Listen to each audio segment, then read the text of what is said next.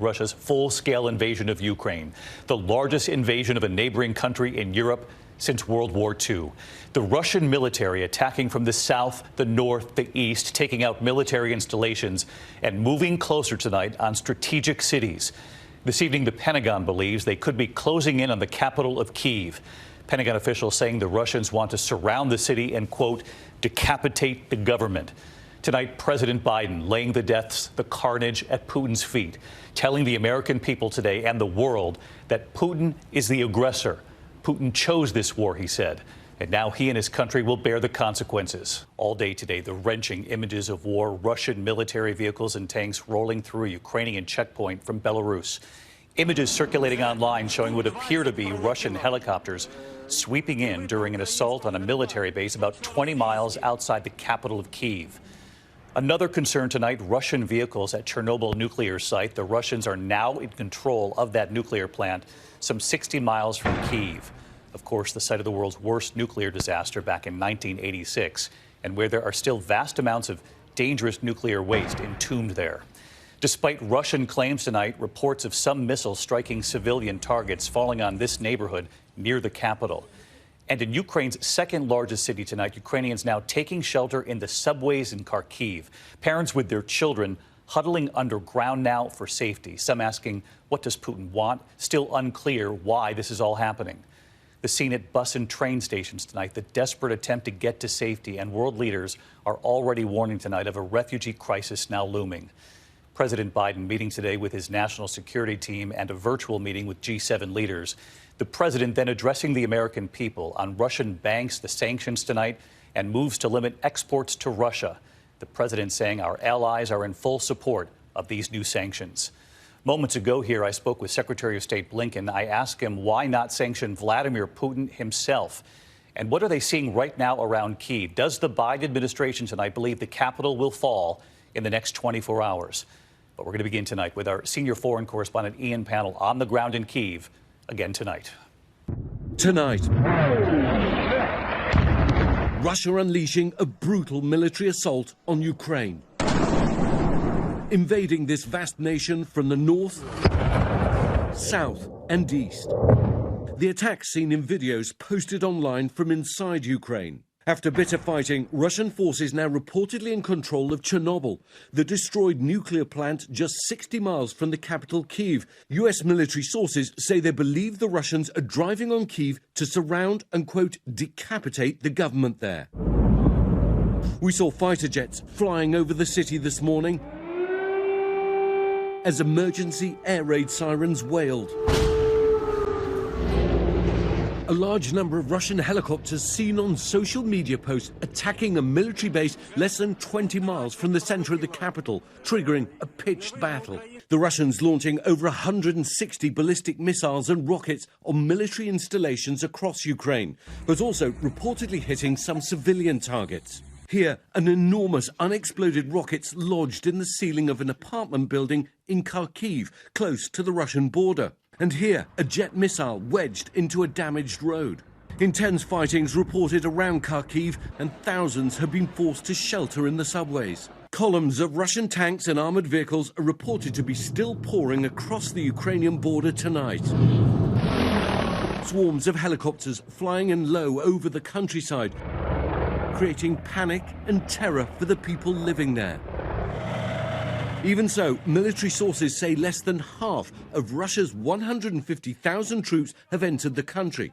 But they're now facing off against a Ukrainian army of 250,000, but that's less sophisticated and powerful.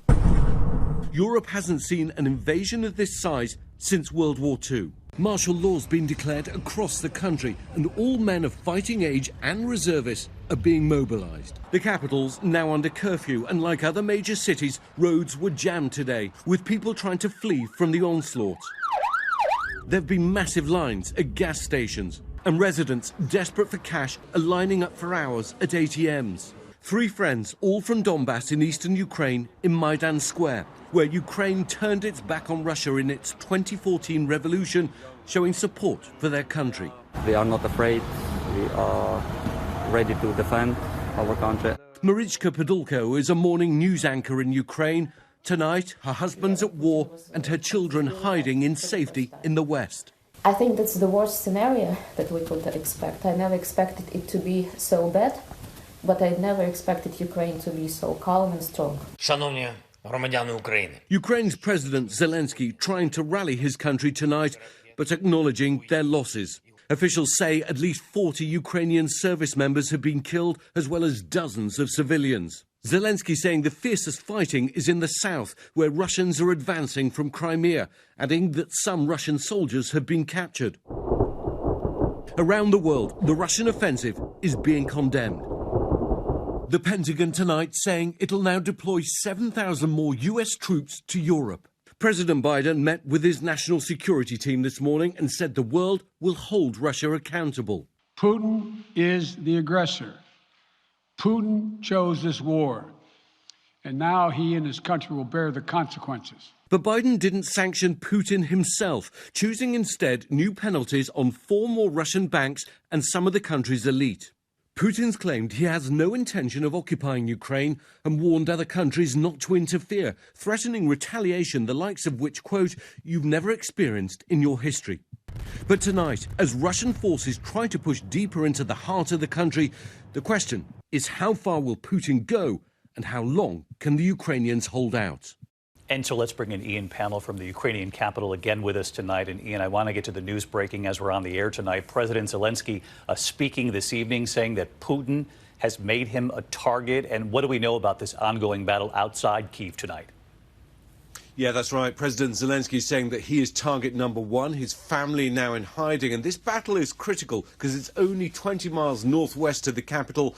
Both Ukrainian and Russian forces battling it out for control, and that could decide how much the capital comes under fire. David? And Ian, I wanted to get back to your reporting there that the Russians are now in control of the Chernobyl nuclear plant. We took World News viewers to the exclusion zone and the communities around it some years back here. We remember, of course, the children, the families hopeful for their futures, but they were always aware of the dangerous nuclear waste that remained there. What are authorities saying about Chernobyl tonight and the security of that facility?